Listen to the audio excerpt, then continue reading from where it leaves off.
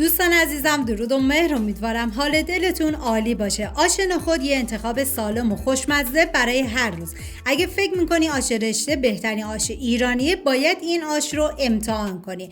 پیازی که داریم به صورت خلالی من ریز میکنم و بعد از اون داخل قابلمه مقداری کمی کره حیوانی میریزم و بعد از اینکه داغ شد پیازایی که ریز کرده بودم و بهش اضافه میکنم. هم میزنم و میذارم تا پیاز کاملا سرخ بشه و بهتون پیشنهاد میکنم این آش نخود که رقیب سرسخت آش رشته است حتما درست کنید، چون فوق العاده خوشمزه تر و لذیذ تره. حالا ادویه ها که شامل زردچوبه، پودر گشنیز و فلفل سیاه هست بهش اضافه میکنم و هم میزنم و میذارم ادویه ها تف بخورن و عطر ادویه ها آزاد بشه. ببینید چون کشک من نمک داشت، من نمک این غذا رو حذف کردم و بعد از اینکه ادویه ها تف خوردن، حالا من 3 حبه سیر رو به صورت نگینی ریز کردم و به پیاز اضافه میکنم. هم میزنم و میذارم تا سیرم یه تفت مختصری بخوره. بعد 2 قاشق غذاخوری نعنا خوش به پیاز اضافه میکنم و هم میزنم و میذارم تا نعنام یه تفت مختصری بخوره و اینکه نعنا رو بیش از حد نباید تفت بدی چون تلخ میشه. و نخودی که از 24 ساعت قبل من خیس کردم و چندین مرتبه آبش رو عوض کردم میریزم داخل قابلمه و همچنین جورم من از شب قبل خیس کردم و بعد از اون به نخود اضافه میکنم.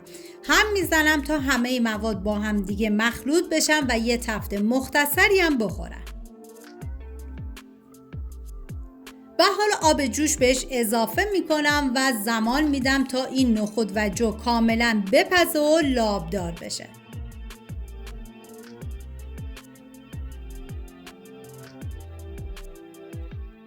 و بعد من 1 عدد عصاره زعفران و مرغ به این غذا اضافه کردم که قابل حذف و استفاده کردنش کاملا اختیاریه و دیگه زمان میدم تا کاملا بپزه. توی این فاصله ما نیاز به اسفناج داریم که من از 400 گرم اسفناج استفاده کردم. شما میتونه از اسفناج کمتری هم استفاده کنید تا 300 گرم. کاملا ریز میکنم و بعد از اون نیم ساعت آخر که کاملا نخود و جو پخت، من اسفناج رو به اینا اضافه میکنم.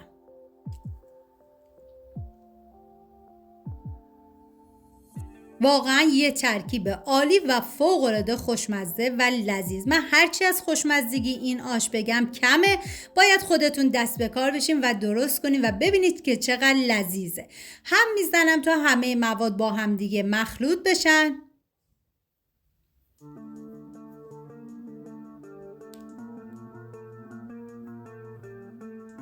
و دیگه زمان میدم تا اسفناج کاملا بپزه. و بعد از اینکه اسفناج کاملا پخت، من یه هم میزنم و بعد از اون کشک رقیق شده رو بهش اضافه میکنم. ببینید زمانی هم که کشک رو اضافه کردی باید هم بزنید تا زمانی که کشک شروع کنه به غر زدن، چون اگه هم نزنید کشکتون بریده میشه. حالا من اینجا یه هم میزنم و میذارم به مدت 10 دقیقه دیگه با حرارت کم کاملا بپزه و جا بیفته.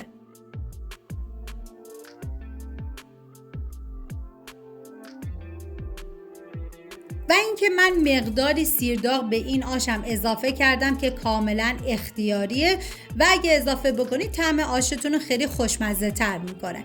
و دیگه یه هم میزنم و بعد از 10 دقیقه این آش خوشمزه‌مون آماده میشه. اینم از آش نخود ما. خب حالا که طرز تهیه آش نخود رو یاد گرفتید، نوبت شماست که این آش خوشمزه رو درست کنید و در کنار خانواده و دوستان از خوردنش لذت ببرید. اگه از این ویدیو خوشتون اومده حتما لایک کنید، نظرتون رو بنویسید. برای دیدن ویدیوهای بیشتر کانال رو سابسکرایب کنید. و در آخر با پیاز داغ، نعنا داغ، سیر داغم تزیین کردم. ممنون از همراهی همیشگیتون. تا یه خوشمزه دیگر، بدرود.